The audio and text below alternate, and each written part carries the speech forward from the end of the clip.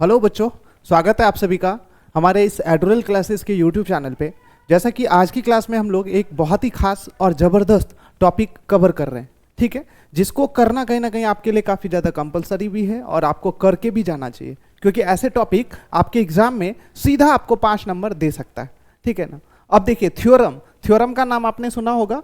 कम से कम आपके सिलेबस में 7 से 8 मैक्सिमम थ्योरम होंगे, जिसमें से एक थ्योरम आपके एग्जाम में पूछा ही जाता है, ठीक है। और थ्योरम कुल 5 नंबर का पूछा जाता है, जिसमें आज हम लोग एक ऐसे थ्योरम के बारे में डिस्कस करने वाले हैं जो आपके एग्जाम के पॉइंट ऑफ व्यू से देखा जाए तो बहुत ही ज्यादा खास है। इसलिए इस थ्योरम को किसी भी हाल में आप छोड़ के नहीं जा सकते।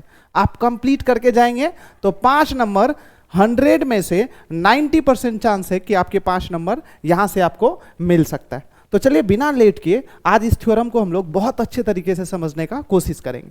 देखिए, थ्योरम का नाम है थेल्स थ्योरम, जिसको इंग्लिश में बीपीटी भी कहा जाता है, बेसिक प्रोपोर्शनेट थ्योरम, ठीक है ना।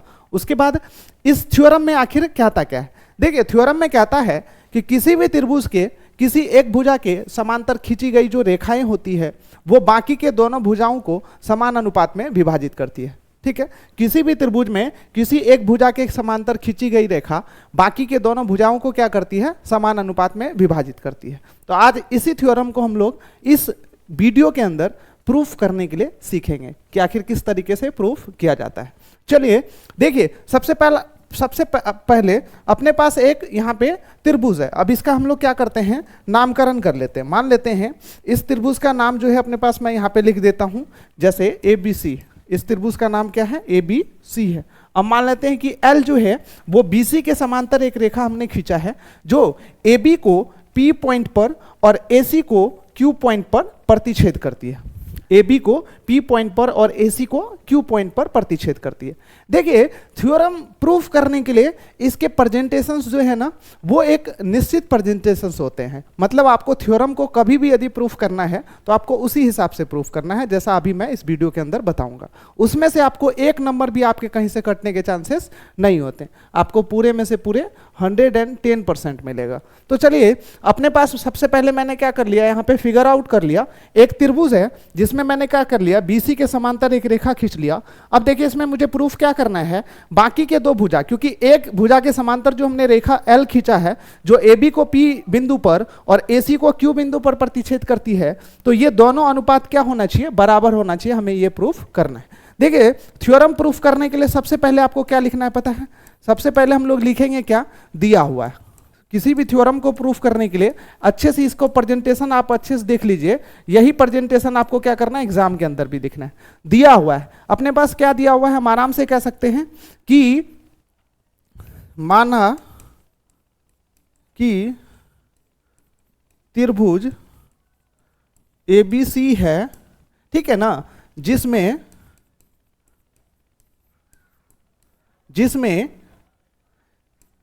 BC के क्या चीज? समांतर रेखा L खींचा, ठीक है। जो अब देखिए, AB को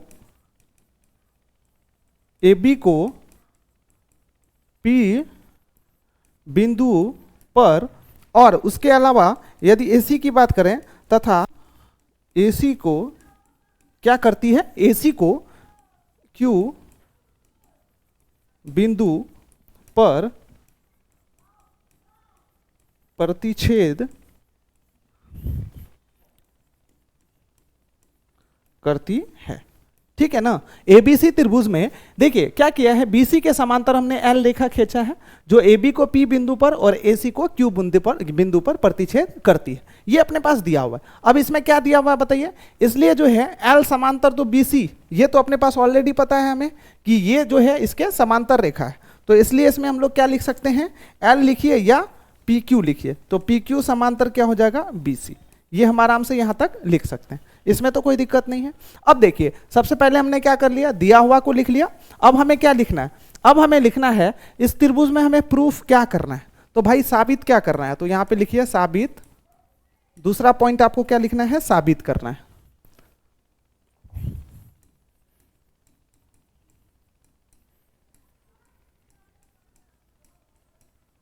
साबित करना है। देखिए साबित क्या करना है बताइए, जब इसके समांतर मतलब आधार के समांतर हमने PQ रेखा खींचा है तो अब ये क्या होना चाहिए, दोनों अनुपात बराबर होना चाहिए। मतलब यहां से यहां का अनुपात और यहां से यहां का अनुपात क्या होगा, AP अनुपात BP, AP बटा BP। अब ये अनुपात और ये अनुपात क्या होगा, AQ बटा QC, दोनों क्या होना चाहिए, बराबर। तो इसलिए अपने पास क्या लिख सकते हैं हम लोग, AP बटे में क्या, AP और बटे में क्या, BP, है ना।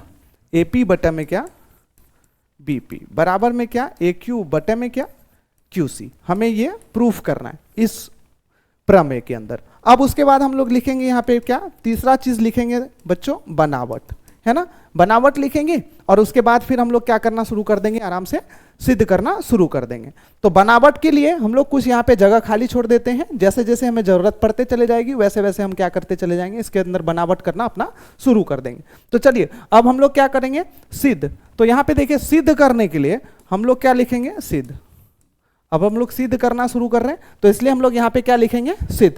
ठीक है, देखिए सबसे पहले आपको क्या चाहिए, आप देखिए प्रूफ करने के लिए AP बटा BP चाहिए। तो सबसे पहले आपको AP चाहिए। तो AP कैसे आएगा, देखिए आप यदि फिगर में देखेंगे यहाँ पे तो अपने पास जो AP है वो AP है क्या, यहाँ पे अच्छे से ध्यान दीजिए। देखिए AP क्या है, तो AP जो है एक तरीके से देखा जाए तो एक त्रिभुज की भुजा है। अब ये AP कैसे आएगा, तो देखिए भाई हम क्या करेंगे, इस त्रिभुज का क्षेत्रफल निकालेंगे, क्योंकि हमें सबसे पहले AP लाना है तब ना BP आएगा। तो सबसे पहले AP लाने के लिए आपको क्या करना है, इस त्रिभुज का क्षेत्रफल निकालना है। अब देखिए इस त्रिभुज का क्षेत्रफल यदि निकालना है और हमें AP चाहिए तो इस त्रिभुज का क्षेत्रफल निकालने के लिए फॉर्मूला क्या है, 1/2 गुना आधार गुना ऊंचाई। तो देखिए आधार में तो AP आ जाएगा, लेकिन आधार में AP कब आएगा, जब ऊंचाई क्या करेंगे हम लोग, Q शीर्ष से कहीं ना कहीं AP के ऊपर लंब डालेंगे। तो इसलिए सबसे पहला अपना काम क्या होने वाला है, हम लोग क्या करेंगे बताइए, Q शीर्ष से AP के ऊपर लंब डालेंगे तब ना ये हमारा क्या हो जाएगा, आधार हो जाएगा। और उसके बाद हम फॉर्मूला लगाएंगे तो अपने पास क्या निकल जाएगा, यहाँ पे इसका आ जाएगा। तो भाई Q शीर्ष से हम क्या कर देते हैं, QN लंब डाल देते हैं किसके ऊपर, AP के ऊपर। Q शीर्ष से हमने क्या कर लिया, QN लंब डाल दिया। चलिए ये पेन भी सही नहीं दिख रहा है, तो Q शीर्ष से हमने क्या कर लिया, QN लंब डाला किसके ऊपर, AP के ऊपर। तो देखिए ये मैंने अलग से काम किया है, इसलिए मुझे क्या करना पड़ेगा, इसको बनावट के अंदर लिखना पड़ेगा। तो इसलिए मैं अपने पास यहाँ पे लिख के देता हूं, बनावट के अंदर किस शीर्ष से डाला है मन में बताइए, Q शीर्ष से QN लंब किस पे डाला है, AP पर डाला। ठीक है, Q शीर्ष से QN लंब जो है वो किस पर डाला, AP पर डाला। तो अब हमें क्या करना है, इस त्रिभुज का क्षेत्रफल निकालना है। अपने पास इस त्रिभुज का क्षेत्रफल निकालना है, तो इस त्रिभुज का क्षेत्रफल के लिए क्या कर लेंगे, फॉर्मूला एरिया ऑफ त्रिभुज क्या है, APN, एरिया ऑफ त्रिभुज APQ, है ना। इस त्रिभुज का क्षेत्रफल के लिए तो यही लिखना पड़ेगा। तो यहां पे सबसे पहले मैं लिखूंगा क्या, त्रिभुज APQ का क्षेत्रफल बराबर में मुझे क्या लिखना पड़ेगा, 1/2 गुना में क्या, आधार और गुना में क्या, ऊंचाई, है ना। अब इसी तरीके से यहां पे हम आराम से लिख सकते हैं, त्रिभुज APQ का क्षेत्रफल बराबर 1/2 गुना आधार की जगह पे क्या है, AP, और इनटू ऊंचाई की बात करें तो हमने क्या किया है, QN लंब डाला है। तो इसको क्या कर लेंगे, समीकरण 1 मान लेंगे। अपने पास AP तो हमने ले आया, है ना, AP तो ले आया। अब मुझे फिर से देखिए इसी में मुझे क्या चाहिए, AP के बाद जो है मुझे BP चाहिए। तो भाई आप यहां पे चेक कीजिए, BP जो है अपने पास फिर से क्या होने वाला है, BP जो है, ये BP जो है वो कैसे आएगा, तो BP के लिए फिर से मुझे BP को कुछ ऐसे त्रिभुज का भुजा बनाना पड़ेगा और उसके बाद फिर क्या कर लेंगे, BP लाने के लिए हम उस त्रिभुज का क्षेत्रफल निकाल लेंगे। तो देखिए अभी BP किसी त्रिभुज का भुजा नहीं है, तो देखिए BP को लाने के लिए हम क्या करेंगे, B को Q से मिला देंगे। ठीक है, B से Q को क्या कर लेंगे, मिला लेंगे। इस B को हमने क्या कर लिया, Q से मिला दिया। अब जो B से Q को मिलाया तो अब आप खुद देखिए यहाँ पे B, यहाँ पे Q और P, ये क्या हो चुका है, BP इस त्रिभुज का भुजा निकल चुका है। अब यदि हम इस त्रिभुज का क्षेत्रफल निकालेंगे तो इसमें आधार क्या हो जाएगा, अपने पास BP हो जाएगा और शीर्ष लंब क्या हो जाएगा, अपने पास QN हो जाएगा। तो इस त्रिभुज का क्षेत्रफल हम किस तरीके से निकालेंगे, एरिया ऑफ त्रिभुज, फिर मुझे क्या लिखना पड़ेगा, त्रिभुज BPQ का क्षेत्रफल, है ना। तो त्रिभुज BPQ का क्षेत्रफल मुझे अब लिखना है तो हम आराम से यहाँ पे लिख सकते हैं। तो दोबारा क्या लिख सकते हैं, त्रिभुज BPQ का क्षेत्रफल बराबर में हम लोग क्या लिख सकते हैं, 1/2 गुना में, फिर फॉर्मूला तो वही होगा, आधार गुना में क्या, ऊंचाई, है ना। अब उसके बाद क्या, त्रिभुज बी पी क्यू का क्षेत्रफल बराबर में क्या, 1/2 गुना आधार की जगह पे बताइए क्या हो जाएगा, बीपी हो जाएगा, और सिस्लम की जगह पे क्या हो जाएगा, क्यू एन हो जाएगा। और ये कौन सा समीकरण, दूसरा समीकरण। अब देखिए बच्चों, एपी यहां से आ चुका है, बीपी यहां से आ चुका है, अब दोनों को मुझे किस चीज में लाना है बताइए, अनुपात के रूप में लाना है।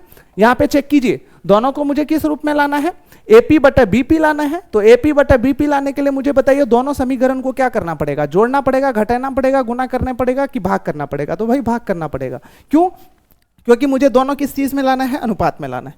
तो इसलिए हम लोग यहां पे क्या लिखेंगे, समीकरण, इसलिए हम लोग यहां पे बताइए क्या लिखेंगे, समीकरण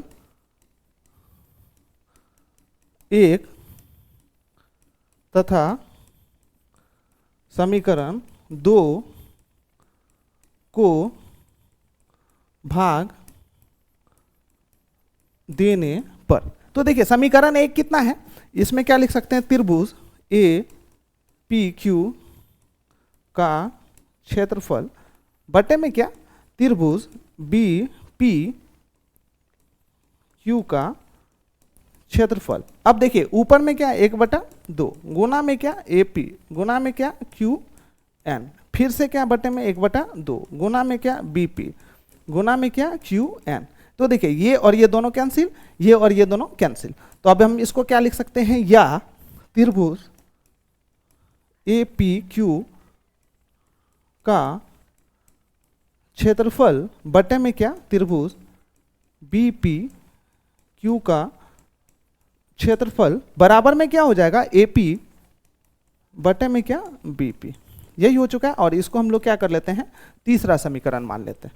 इसको हमने क्या कर लिया, तीसरा समीकरण मान लिया। यहां तक में तो खैर आपको कोई दिक्कत नहीं होना चाहिए, ठीक है।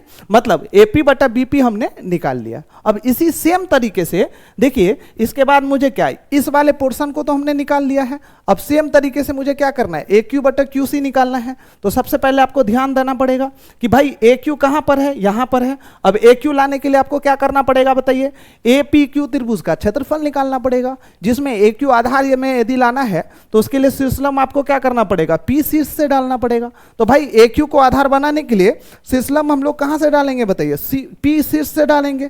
तो यहां पे हम लोग क्या कर लेंगे, शीर्षलम डालें। पी शीर्ष से हमने क्या कर लिया, शीर्षलम डाल लिया। और पी से क्या कर लेते हैं हम लोग, पी आर शीर्षलम डाल लेते हैं। पी शीर्ष से हम लोग कौन सा शीर्षलम डाल लेते हैं बताइए, पी आर शीर्षलम डाल लेते हैं, ठीक है ना। तो पी शीर्ष से यहां पे कौन सा शीर्षलम डाला, पी आर शीर्षलम डाल दिया, ठीक है। तो अब हमें क्या करना पड़ेगा, इसको बनावट में लिखना पड़ेगा। दूसरी चीज देखिए, बी को जो हमने क्यू से मिलाया था इसको भी हमने बनावट के अंदर नहीं लिखा है। तो भाई इसको भी हमें क्या करना पड़ेगा, बनावट के अंदर लिखना पड़ेगा। तो हम लोग लिखेंगे शीर्ष बी, बनावट में हम लोग क्या लिखेंगे, शीर्ष, दूसरा जो बनावट किया था शीर्ष बी को शीर्ष किससे मिलाया था बताइए, बी को हमने किससे मिलाया था, क्यू से मिलाया था। तो बी शीर्ष बी को शीर्ष क्यू से मिलाया, ठीक है ना। अब देखिए तीसरा बनावट हमने क्या किया है भाई, तीसरा बनावट जो है हमने फिर से यहां पे देखिए किस शीर्ष से बताइए, तो पी शीर्ष से ए क्यू पर पी आर लंब डाला है। पी शीर्ष से ए क्यू पर पी आर लंब क्या किया, डाला। तो ये हमारा तीसरा बनावट है। अब हमने यदि लंब डाल दिया है तो उसके बाद मुझे क्या करना पड़ेगा बताइए, इस त्रिभुज का क्षेत्रफल निकालना पड़ेगा। तो त्रिभुज का फिर क्षेत्रफल निकालेंगे तो ए पी क्यू त्रिभुज का क्षेत्रफल हो जाएगा अपने पास। तो यहां पे मुझे क्या करना पड़ेगा, ए पी क्यू त्रिभुज का क्षेत्रफल। तो यहां पे क्या लिखेंगे, त्रिभुज ए पी क्यू का क्षेत्रफल बराबर में क्या, 1/2 गुना में क्या, आधार, और गुना में क्या, ऊंचाई, है ना। तो यहां पे आराम से लिख सकते हैं त्रिभुज ए पी क्यू का क्षेत्रफल 1/2 गुना, आप देखिए आधार के रूप में यहां पे अपने पास क्या आएगा, आधार के रूप में जो है क्या आएगा, तो भाई ए क्यू आएगा, और शीर्षलम क्या है, पी आर है। आधार के रूप में ए क्यू और शीर्षलम क्या, पी आर। आधार के रूप में क्या, ए क्यू और शीर्षलम क्या, पी आर, ठीक है ना। और इसको हम लोग कौन सा समीकरण मानेंगे, चौथा समीकरण मान लेंगे। अब इसके बाद देखिए हमने ए क्यू ले आया, तो भाई ए क्यू लाने के बाद आप खुद देखिए यहाँ पे, अब इसके बाद मुझे क्या लाना है, ए क्यू लाने के बाद अब मुझे क्या लाना है, क्यू सी लाना है। तो क्यू सी देखिए अभी इस त्रिभुज का क्षेत्र, इस त्रिभुज का भुजा तो है, लेकिन बताइए ये सेम शीर्षलंब यदि हमारा इस क्यू सी के लिए भी काम करे तो उसके लिए मुझे क्या करना पड़ेगा, पी को सी से मिलाना पड़ेगा। ये सेम शीर्षलंब तब ना काम करेगा, तो इसलिए हम लोग क्या करेंगे, पी को सी से यहां से आराम से मिला देंगे। तो अब देखिए दूसरा हमने लास्ट में जो बनावट किया है वो क्या किया है, शीर्ष पी को, तो यहां पे हमें लिखना पड़ेगा ना, बनावट के अंदर हम लोग लिखेंगे शीर्ष पी को शीर्ष किससे मिलाया बताइए, शीर्ष पी को शीर्ष क्यू से मिलाए, शीर्ष क्यू से मिलाए, ठीक है ना, ये हमने बनावट कर दिया। अब उसके बाद देखिए अब मुझे किस त्रिभुज का क्षेत्रफल निकालना है, त्रिभुज पी क्यू सी का क्षेत्रफल निकालना है, त्रिभुज पी क्यू सी का क्षेत्रफल। तो देखिए यहाँ पे हम लोग फिर क्या लिखेंगे, त्रिभुज पी क्यू सी का क्षेत्रफल, तो ये तो निकाल लिया है। फिर लिखेंगे त्रिभुज पी क्यू सी का क्षेत्रफल बराबर में क्या, 1/2 गुना में क्या, आधार गुना में क्या, ऊंचाई, है ना। तो यहाँ पे क्या, त्रिभुज पी क्यू सी का क्षेत्रफल 1/2 गुना आधार में क्या हो जाएगा, आधार में जो है अपने पास क्या होने वाला है, ये भुजा होने वाला है, तो आधार में देखिए क्या होगा, क्यूसी होगा और पी आर हो जाएगा, ठीक है, शीर्षलंब में क्या, पी आर, क्यूसी और क्या, पी आर, तो क्यूसी इंटू में क्या, पी आर, और इसको कौन सा समीकरण, 5। अब देखिए यहाँ पे ए क्यू और क्यू सी तो आ चुका है, अब हमें दोनों का अनुपात चाहिए, तो दोनों का अनुपात लाने के लिए दोनों को भाग देना पड़ेगा। तो हम लोग यहाँ पे क्या लिखेंगे, समीकरण 4 तथा समीकरण 5 को भाग देने पर, तो देखिए 4 क्या है, त्रिभुज ए पी क्यू का क्षेत्रफल बराबर में अपने पास 1/2 गुना में ए क्यू इंटू में क्या, पी आर। अब उसके बाद क्या, बटे त्रिभुज इसका क्षेत्रफल, त्रिभुज पी क्यू सी का क्षेत्रफल 1/2 गुना में क्या, क्यू सी गुना में क्या, पी आर, ठीक है ना, इन दोनों को भाग देंगे। तो भाई पी आर तो कैंसिल हो जाएगा, 1/2 तो कैंसिल हो जाएगा। अब उसके बाद नया जो अपने पास समीकरण होने वाला है वो क्या होने वाला, या हम आराम से लिख सकते हैं त्रिभुज ए पी क्यू का क्षेत्रफल बटे में क्या, त्रिभुज पी क्यू सी का क्षेत्रफल बराबर में क्या, ए क्यू बटे में क्या, क्यू सी, और इसको हम लोग कौन सा समीकरण मानेंगे, समीकरण 6 मान लेंगे, ठीक है। अब देखिए ए क्यू बटे क्यू सी आ चुका है। अब उसके बाद हमारे पास जो है इसके पहले क्या आ चुका है, इसके पहले आ चुका है यहाँ पे एपी बटा बीपी। तो हमें बराबर क्या करना है, एपी बटा बीपी बराबर ए क्यू बटा क्यू सी करना है। आप खुद सोचिए, दोनों का एलएचएस, मतलब एलएचएस में जो ये पद है, ये दोनों यदि समीकरण का बराबर हो जाएगा तो हम आराम से क्या कर सकते हैं, एपी बटा बीपी बराबर में ए क्यू बटा क्यू सी, तो हम आराम से लिख सकते हैं। तो भाई 2 समीकरण मतलब तीसरे समीकरण, अब उसके बाद जो है अपने पास जो है छठे समीकरण का ये यदि एलएचएस बराबर हो गया तो बताइए आराम से हम दोनों के आरएचएस को भी बराबर लिख सकते हैं। तो देखिए अभी दोनों का एलएचएस बराबर नहीं है, एपी क्यू का क्षेत्रफल ऊपर तो ठीक है और यहाँ पे भी क्या है, एपी क्यू का क्षेत्रफल ऊपर ठीक है, दोनों के हर में जो संख्या है मतलब त्रिभुज बीपी क्यू का क्षेत्रफल और क्या त्रिभुज पी क्यू सी का क्षेत्रफल, यदि ये दोनों बराबर हो जाता है तो दोनों का एलएचएस जो है वो बराबर हो जाएगा। उसके बाद फिर हम आरएचएस को क्या कर लेंगे, बराबर लिख लेंगे। तो सबसे पहला मेरे को काम क्या है बताइए, इन दोनों के क्षेत्रफल को बराबर करना। अब देखिए गौर से, यदि आप यहाँ फिगर में देखेंगे तो हमें कौन से 2 त्रिभुज का क्षेत्रफल बराबर करना है, त्रिभुज पी क्यू सी का, सॉरी त्रिभुज पी बी क्यू का, पी बी क्यू का और पी क्यू सी का, इन दोनों त्रिभुज के क्षेत्रफल को क्या करना है, बराबर करना है। देखिए आपने 9th क्लास में पढ़ा होगा कि समांतर रेखा, ठीक है ना, समांतर रेखा के बीच स्थित एक ही आधार वाले त्रिभुजों के क्षेत्रफल आपस में क्या होते हैं, बराबर होते हैं। इसका मतलब दोनों त्रिभुज का क्षेत्रफल तो हम आराम से बराबर कर सकते हैं। तो चलिए भाई इसी तरीके से हमें क्या करना है, दोनों त्रिभुज के क्षेत्रफल को आपस में बराबर करना है। हम यहाँ पे लिख सकते हैं, चूंकि अब हमें क्या लिखना है बताइए, चूंकि त्रिभुज, कौन से त्रिभुज की बात कर रहे हैं हम लोग, एक तो त्रिभुज हो गया पी क्यू सी और दूसरा त्रिभुज क्या है अपने पास, PQC और BPQ, है ना, BPQ, चूंकि त्रिभुज BPQ तथा PQC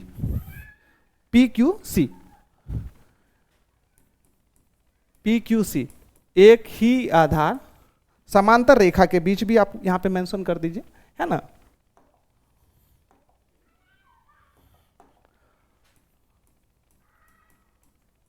समांतर रेखा के बीच एक ही आधार कौन से आधार पे, देखिए कौन सी आधार पे ये दोनों त्रिभुज स्थित हैं, तो भाई एक ही आधार जो है ना वो PQ पर स्थित है। एक ही आधार किस पर स्थित है, PQ पर स्थित है ना, एक ही आधार PQ पर स्थित है। इसलिए बताइए दोनों त्रिभुज का क्षेत्रफल आपस में क्या हो जाएगा, बराबर। इसलिए त्रिभुज BPQ का क्षेत्रफल बराबर में क्या, त्रिभुज PQC का क्षेत्रफल है। ये दोनों बराबर हो चुका है, ठीक है ना। अब इसको हम लोग मान लेते हैं क्या, अभी तक हमने कितने समीकरण मान रखा है, अभी तक हमने जो है यहाँ पे टोटल 6 समीकरण माना हुआ है। चलिए इसको 7वां समीकरण मान लेते हैं ताकि इसका मान हम लोग क्या कर सके, किसी समीकरण में पुट कर सके। तो अब हम लोग यहाँ पे लिख देते हैं, इसी का मान पुट कर देते हैं छठे समीकरण में, है ना, ताकि दोनों का RHS क्या हो जाएगा, बराबर। भाई छठा समीकरण में देखिए क्या PQC ही ना लिखा हुआ है, यहाँ पे ध्यान दीजिए, छठा समीकरण में क्या लिखा हुआ है, त्रिभुज PQC, नीचे में लिखा हुआ है इसी के जगह पे क्या लिख देंगे बताइए, BPQ लिख देंगे। जो अपने पास हमने निकाला है यहाँ पे दोनों त्रिभुज का क्षेत्रफल BPQ लिख देंगे, तो दोनों का मतलब इससे पहले का जो है तीसरा वाले का, ठीक है ना, इससे पहले का और उसके बाद इसका, दोनों समीकरण का RHS LHS तो बराबर हो जाएगा। तो अब हम यहां पे क्या लिख सकते हैं आराम से, समीकरण एक में, समीकरण कौन से समीकरण में, तो भाई समीकरण 6 में, है ना, समीकरण